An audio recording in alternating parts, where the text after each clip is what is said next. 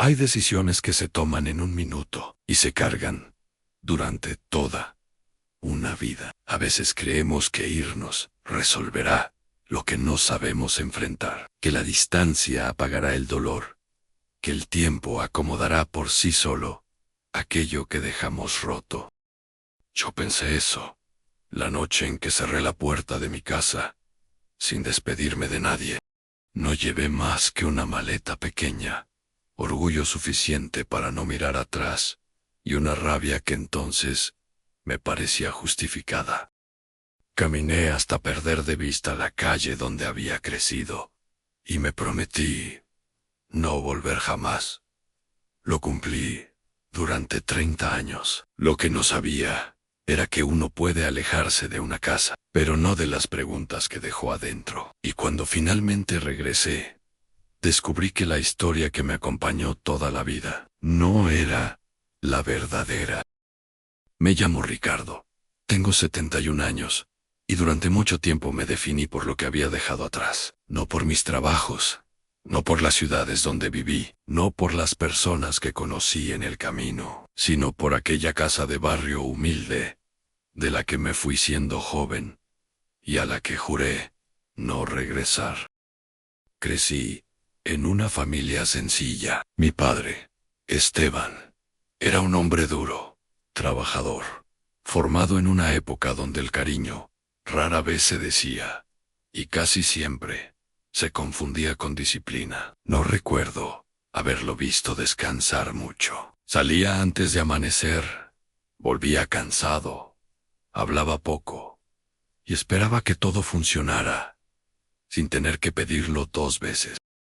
Mi madre, Aurora, era lo contrario. Suavizaba el ambiente con pequeños gestos, una comida servida a tiempo, una mano en el hombro, una pregunta hecha en voz baja, cuando notaba que algo no andaba bien. Entre ellos existía una forma de amor silenciosa que yo tardé años en comprender. También estaba mi hermana menor, Clara, que parecía haber nacido con la capacidad de encontrar luz, incluso en los días más tensos. Cantaba mientras barría, reía con facilidad, y tenía el extraño talento de hacer que todos se hablaran cuando llevaban horas enojados. Yo, en cambio, fui siempre más parecido al fuego. Desde joven, quise una vida distinta a la que veía en casa. No rechazaba mis raíces, pero sentía una urgencia difícil de explicar. Quería estudiar, viajar, probarme en otros lugares, no repetir la misma rutina de cansancio y resignación que veía en mi padre. Cada vez que lo decía, él respondía con frases cortas y pesadas. Primero, aprende a trabajar. Los sueños no llenan la mesa. La vida real empieza cuando se acaba la fantasía. Yo lo escuchaba como una condena. Él probablemente hablaba desde el miedo, pero a esa edad, uno rara vez distingue la diferencia. La tensión entre nosotros fue creciendo con los años. Discutíamos por decisiones pequeñas que en realidad escondían temas más grandes. Mi horario, mis amistades, mis ganas de estudiar en otra ciudad, mi negativa a entrar de inmediato al trabajo que un conocido suyo me había ofrecido. Cada conversación terminaba igual, él elevando la voz, y yo jurando que no me entendía. Mi madre intentaba mediar, Clara hacía bromas para aliviar, pero nada alcanzaba. Y entonces llegó aquella noche. La casa guardaba el calor del día, y el ambiente ya venía cargado desde la mañana. Yo había recibido una respuesta positiva de un instituto técnico en otra ciudad. No era una beca completa, pero sí una oportunidad real de empezar algo distinto. Entré a casa con el sobre en la mano, y una ilusión que hoy todavía recuerdo. Pensé ingenuamente que incluso mi padre se alegraría.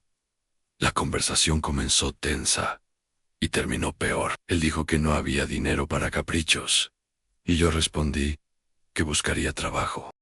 Él dijo que no pensaba mantener aventuras, y yo dije que nunca me había mantenido sueños. Él golpeó la mesa, y yo también levanté la voz.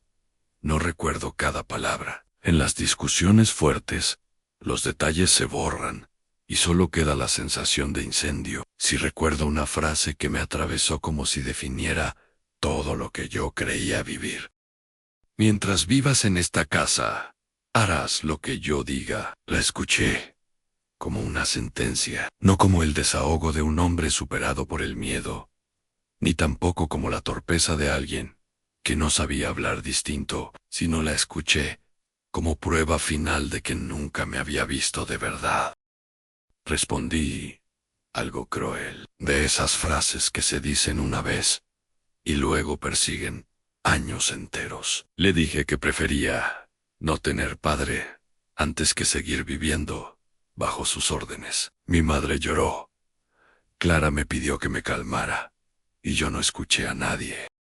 Fui al cuarto, metí ropa en una maleta pequeña, tomé unos pocos billetes ahorrados y salí. No abracé a mi madre, no miré a mi hermana, tampoco esperé que mi padre dijera nada. Solo cerré la puerta con una fuerza innecesaria y caminé hasta la estación.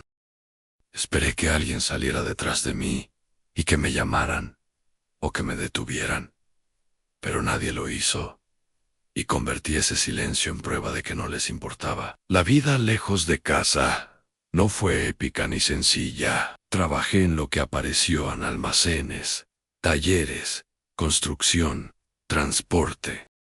Dormí en pensiones baratas. Compartí habitaciones con desconocidos. Comí más de una vez lo justo para seguir en pie. También estudié a ratos. Aprendí oficios. Conocí ciudades nuevas y personas buenas. Con el tiempo logré estabilidad. Abrí un pequeño negocio de reparaciones. Después otro. Y luego una vida funcional. Tuve relaciones que no duraron.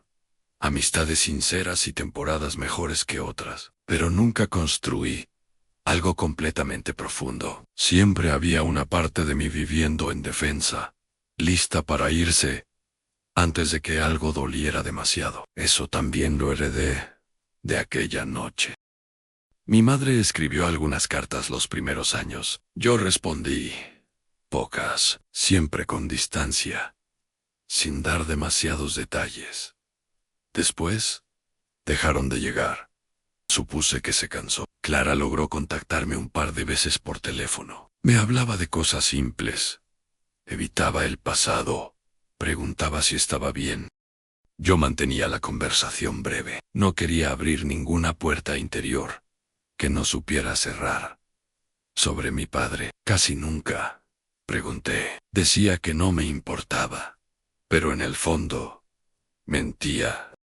Pasaron 10 años, luego 20, luego 30. Uno cree que el tiempo resuelve por acumulación, pero hay dolores que solo se vuelven más antiguos. Una mañana, mientras abría el local, recibí una llamada de número desconocido. Era la voz de Clara, más envejecida, más lenta, pero inconfundible, y mientras me hablaba, lloraba. Me dijo solo lo necesario. Mamá había fallecido hacía 2 años. No logró encontrarme, y ahora papá estaba muy enfermo y quería verme. Sentí algo difícil de nombrar. Rabia por enterarme tarde, culpa por haber estado lejos, miedo de volver, y una pregunta que no me dejó respirar en toda la mañana. Todavía estaba a tiempo de algo. El viaje de regreso fue más largo por dentro que por carretera. Miraba por la ventana del autobús campos, estaciones, pueblos que no significaban nada para mí. Y sin embargo, todo parecía hablar de lo mismo, del tiempo perdido, del tiempo usado para huir, del tiempo que ahora me empujaba a volver, cuando ya nada podía ser como antes. Llevaba una maleta más grande que la de aquella noche, pero me sentía mucho más pequeño. Pensé muchas veces en bajar antes de llegar, inventarme una excusa, decir que no pude, que surgió algo urgente, que el pasado ya estaba demasiado lejos para tocarlo sin romperme. Pero el autobús siguió avanzando, y quizá una parte de mí también. Cuando vi la entrada del barrio, sentí un golpe silencioso en el pecho. Las calles parecían más estrechas, las fachadas más gastadas, los árboles más altos. O tal vez era yo el que había cambiado de escala. Algunos negocios ya no existían, otros seguían ahí, como si el tiempo los hubiera olvidado. Caminé despacio, reconociendo esquinas que alguna vez fueron enormes en mi juventud, y ahora parecían contener una nostalgia tranquila. La casa seguía en pie, más envejecida, más silenciosa, pero en pie. Clara abrió la puerta antes de que tocara. Nos quedamos mirando largos segundos. 30 años nos explican con un abrazo, pero pueden empezar a rendirse ante uno. Nos abrazamos sin palabras. Sentí en sus hombros el peso de lo vivido, y supe que ella también había cargado con ausencias que nunca eligió. Entré. El olor era distinto, pero algunas cosas seguían donde mi memoria las había dejado. El reloj de pared, la vitrina antigua, la mesa donde discutimos tantas veces, la ventana desde la que mi madre miraba la calle al atardecer. Todo parecía decirme dos cosas al mismo tiempo. Llegaste tarde, y aún estás a tiempo. Mi padre estaba en la habitación del fondo, la misma que antes. Me parecía territorio ajeno. Cuando entré, tardé unos segundos en reconocerlo. El hombre grande, rígido, de voz firme, se había vuelto frágil, más delgado, más lento, con una respiración corta y una mirada cansada que, sin embargo, seguía siendo la suya. Me vio y lloró. Nunca lo había visto llorar, ni cuando murió su hermano, ni cuando perdimos dinero, ni en las noches más difíciles de la casa. Ese llanto breve y contenido derrumbó algo en mí que llevaba décadas endurecido. Me acerqué sin saber cómo se empieza una conversación después de 30 años. Él habló primero. Dijo mi nombre, como si hubiera estado guardándolo demasiado tiempo. Los primeros minutos fueron torpes y con preguntas simples. ¿Cómo estaba? ¿Dónde había vivido? ¿Si había comido? Las frases comunes que uno usa cuando no sabe cómo entrar en lo importante. Clara nos dejó solos, y entonces llegó el silencio verdadero. Ese que pide verdad, o nada. Mi padre tomó aire con dificultad y dijo que había esperado ese momento durante años. No sabía si yo vendría. No sabía si lo merecía, pero necesitaba decirme algo antes de irse. Lo que me contó cambió el eje de toda mi vida. La noche en que discutimos, él no se oponía a que yo estudiara. Se oponía al modo. Había conseguido en secreto hablar con un viejo amigo que trabajaba en la ciudad donde yo quería ir. También estaba buscando la manera de vender unas herramientas y pedir un préstamo pequeño para ayudarme a comenzar. No me lo había dicho, porque quería estar seguro, antes de prometer algo que quizá no podría cumplir. Su plan era hablar conmigo al día siguiente, con calma, sin orgullo de por medio. Pero esa noche llegó cansado, preocupado por deudas que yo no conocía, asustado de no poder sostener a la familia, y temiendo que yo me fuera sin red, sin apoyo, sin entender lo difícil que podía ser la vida lejos. Y habló mal, como tantas veces, desde la dureza, desde el miedo, desde la forma equivocada que había aprendido a amar. Cuando me fui, salió detrás de mí. Sentí que el aire desaparecía. Le pregunté qué había dicho. Repitió: salí detrás de ti. Contó que me siguió hasta la esquina, pero no me alcanzó, que me vio caminar rápido hacia la avenida con la maleta en la mano, que quiso llamarme y no pudo, que el orgullo, la vergüenza y los años de no saber pedir perdón le cerraron la garganta.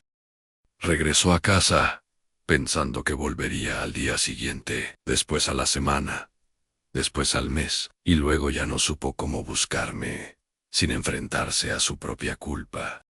Mi madre sí intentó encontrarme, muchas veces. Las cartas que dejó de enviar no fue porque se cansara, sino porque enfermó. Clara siguió preguntando por mí a conocidos, pero yo cambiaba de ciudad, de número, de trabajo. Nadie me había abandonado. Yo también me había escondido. Esa verdad no me destruyó, me quebró, para reconstruirme distinto. Durante 30 años viví creyendo que había sido rechazado por un padre incapaz de verme. Y frente a mí tenía a un hombre limitado. Sí, orgulloso, torpe, herido por su propia historia, pero no indiferente. Nunca fue indiferente. Lloramos los dos, no como en las películas, con grandes discursos y frases perfectas. Lloramos como lloran los hombres, que perdieron demasiado tiempo en silencio, con pausas, con manos temblorosas y una pena vieja, saliendo por fin. Le dije que también yo había sido injusto, que convertí una noche en toda la historia, que usé mi herida como identidad, que pude haber llamado, que pude haber vuelto antes. Él negó con la cabeza, como queriendo aliviarme incluso tarde. Luego me pidió algo sencillo, que me quedara unos días. Me quedé semanas, después meses, no para recuperar lo imposible, sino para evitar lo que aún existía. Cociné con Clara, ordené papeles viejos, arreglé cosas de la casa, escuché historias de mi madre que no conocía.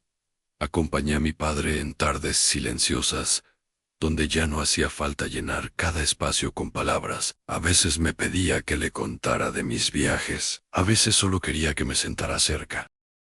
Aprendimos una nueva forma de ser padre e hijo, cuando el tiempo ya parecía vencido. Y aún así, alcanzó. Mi padre murió una mañana tranquila, con Clara a un lado y mi mano entre las suyas. No hubo frases finales grandiosas, solo una mirada serena y una presión leve en los dedos. Después del entierro, no regresé de inmediato a mi antigua vida. Vendí el negocio, resolví pendientes y decidí quedarme en el barrio, no como castigo ni nostalgia vacía, sino porque entendí algo que me había tomado décadas aprender. Volver no siempre significa retroceder. A veces significa empezar correctamente, por primera vez. Hay personas que pasan la vida entera defendiendo una versión incompleta de su dolor, no porque quieran sufrir, sino porque nunca tuvieron la otra parte de la historia. Pero cuando la verdad llega, incluso tarde, puede hacer algo hermoso, no cambiar el pasado, sino liberar el corazón de seguir peleando con él. A veces, el amor no se perdió, solo habló mal, llegó tarde o se escondió detrás del orgullo. Y quizás, aún en los años que creímos vacíos, había una mano invisible guiándonos hacia el momento exacto en que por fin estaríamos listos para entender, perdonar y volver a casa por dentro. Si este video tocó algo en tu corazón, te invito a dejar un like. Es una forma sencilla de apoyar este contenido y de ayudar a que más personas puedan encontrar estas historias. También me gustaría leerte en los comentarios qué parte de esta historia se quedó contigo.